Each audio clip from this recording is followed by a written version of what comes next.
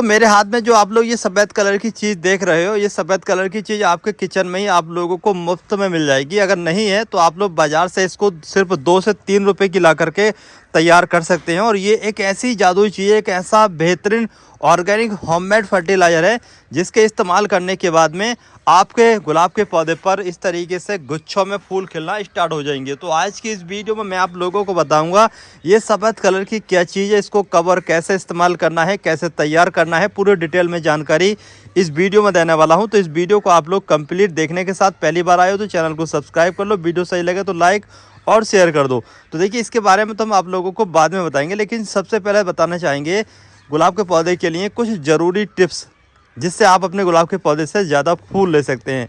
अगर आप लोगों ने सिर्फ और सिर्फ इसी को इस्तेमाल किया तो रिजल्ट अच्छा नहीं मिलेगा। सबसे पहले आप लोगों को गुलाब के पौधे के बारे में जानकारी पूरी होना चाहिए, तभी आपका पौधा अच्छे से फूल देगा।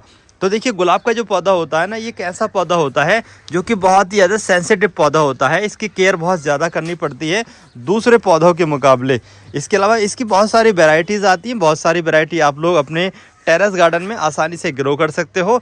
अब मेरे पास जो ये वैरायटी है ना, ये देखिए गुच्छों में फूल देने वाली वैरायटी है। इस पर गुच्छों में फूल आते हैं, लेकिन अगर आप लोगों ने इसको खाद कम दिया तो ये गुच्छे जो ना छोटे छोटे रह जाते हैं और फूल बहुत ही कम आते हैं। 1-2 फूल आता है। जैसे यहाँ पर देखिए गुच्छों में फूल देने वाला पौधा है, लेकिन यहाँ पर ये कम फूल हो रहे हैं क्योंकि मैंने इसमें खाद जो है कम दिया है। अब मैं आपको फर्टिलाइजर इस्तेमाल करूंगा तो मेरे पौधे पर इसी तरीके से, जैसे यहाँ पर ये गुच्छों में फूल आ रहा है, ये भी गुच्छों में फूल आ रहा है, इस तरीके से फूल आना स्टार्ट हो जाएंगे। लेकिन जब फूल आते हैं ना तो गुलाब के पौधे के साथ तमाम तरीके की बीमारियां भी अटैक करती हैं, जिससे गुलाब का पौधा बीमार हो जाता है और उसके बाद में पौधे की ओवरऑल ग्रोथ रुक जाती है। फूल आने की बात तो बहुत दूर की है। तो देखिए गुलाब के पौधे पर यहाँ पर आप लोगों को बीमारी भी दिख रही होगी।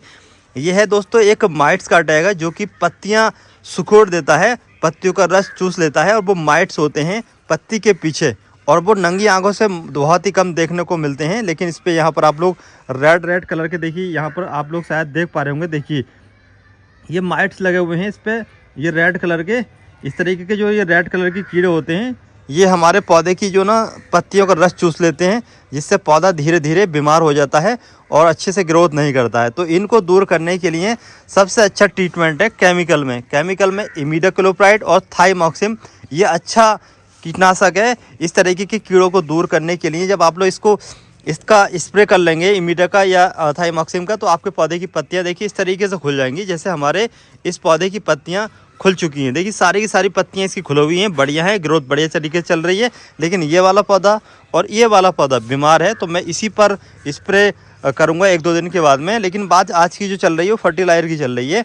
लेकिन इसके अलावा देखिए आपके पौधे की जो कटिंग है वो भी बहुत ही ज़रूरी है। अब देखिए गुलाब के पौधे से ज़्यादा फूल लेने के लिए गुलाब के पौधे को हार्ड और सॉफ्ट प्रून किया जाता है, जिससे आपके गुलाब के पौधे पर ज़्यादा टहनी निकलें और आपका पौधा कम हाइट का रहे और ज़्यादा से ज़्यादा फूल दे सके। तो देखिए हमने हमारे गुलाब के पौधे की हार्ड प्रूनिंग की थी। यहाँ से देखिए, यहाँ से हार्ड प्रूनिंग कर दी थी, वहाँ से हार्ड प्रूनिंग कर दी थी। लेकिन हार्ड प्रूनिंग करने के बाद में देखिए इस तरीके से कभी कभी डाईबैक भी लग जाता है।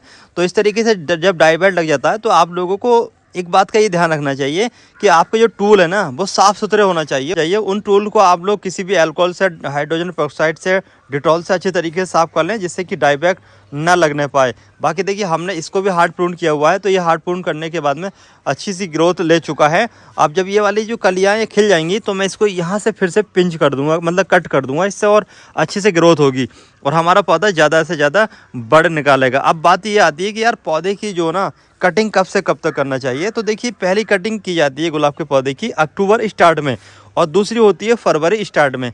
जब आप लोग अक्टूबर स्टार्ट में कटिंग कर दोगे तो आपका पौधा लगभग फरवरी तक फूल देता रहता है। इसके अलावा जब कटिंग आप लोग फरवरी में कर दोगे 15 फरवरी में, तो उसके बाद में लास्ट अप्रैल तक आपके पौधे पर अच्छी फ्लावरिंग होती है।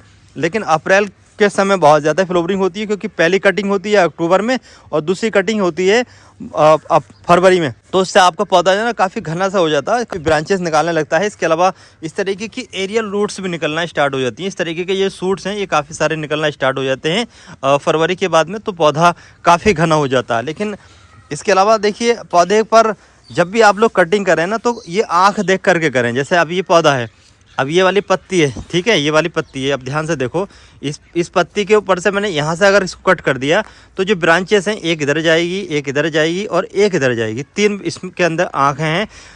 तो हमें ये देखना है कि पत्ती जो है ना इस तरीके की होना चाहिए, जैसे ये वाली है।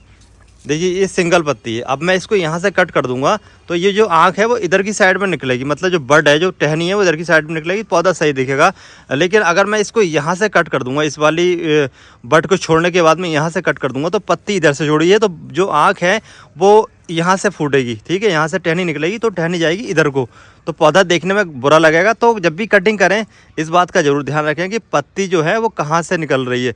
इधर की पत्ती निकल रही तो कटिंग जो नहीं टहनी है वो इधर को निकलेगी, अगर पत्ती इधर जा रही है तो टहनी इधर जाएगी। बाकी इस तरीके की अगर आप लोग कटिंग करते हो तो इसमें से 2-3 ब्रांचेस निकलेंगी। इस तरीके की ब्रांच जो होती है वो टॉप पर अगर आपको कटिंग करनी होती है तो वो जो ब्रांच निकलेगी वो थोड़ी सॉफ्ट होंगी, उन पर छोटे फूल खिलेंगे। अगर बड़े फूल चाहिए तो कम से कम 3 पत्ती छोड़ने के बाद में आप लोगों को कटिंग करनी है, जैसे एक ये और एक ये।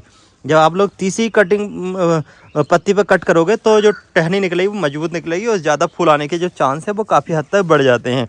इसके अलावा देखिए, जब आप लोगों के पौधे पर जो आप लोग खास करके नया पौधा लगाते हैं ना, उसके नीचे से यहाँ से निकलता है शकर।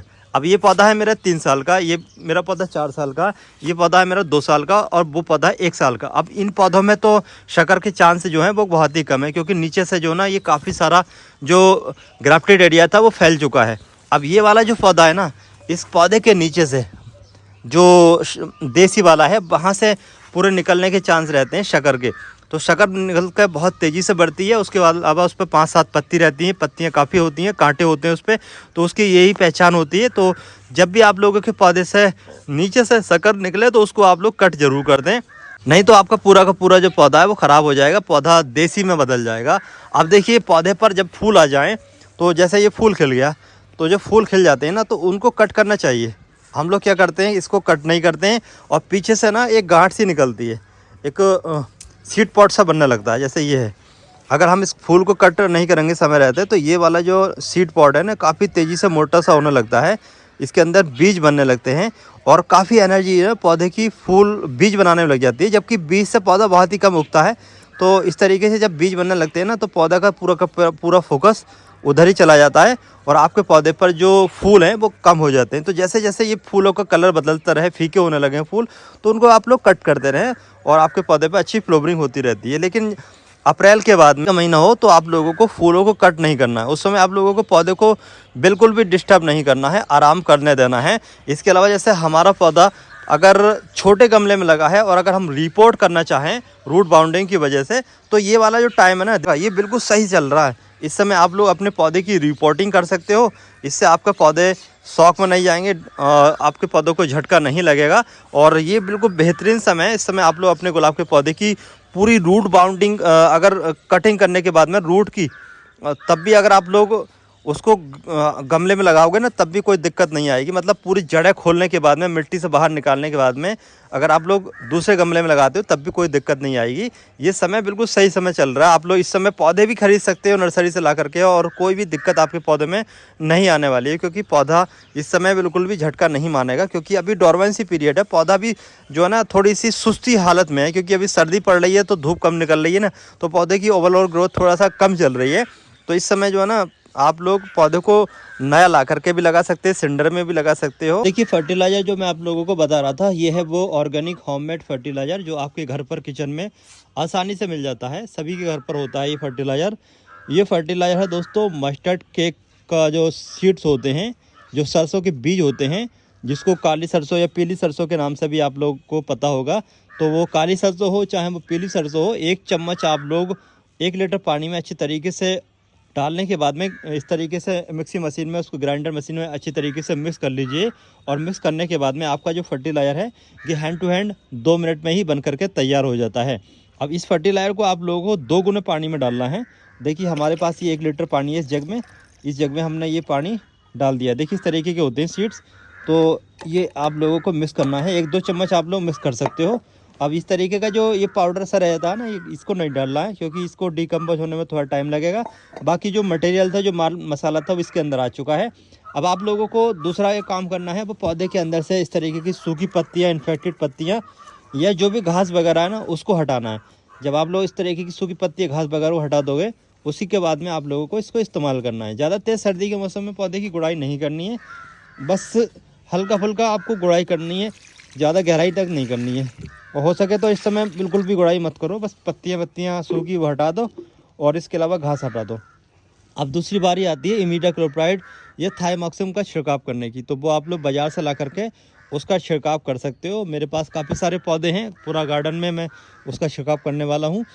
और ये वीडियो कैसे लगी कमेंट करके बता सकते हैं। बाकी इस फर्टिलाइजर के इस्तेमाल करने के बाद में रिजल्ट बहुत ही शानदार आप लोगों को मिलने वाला है। वीडियो को लाइक और दबा करके शेयर ज़रूर कर दें।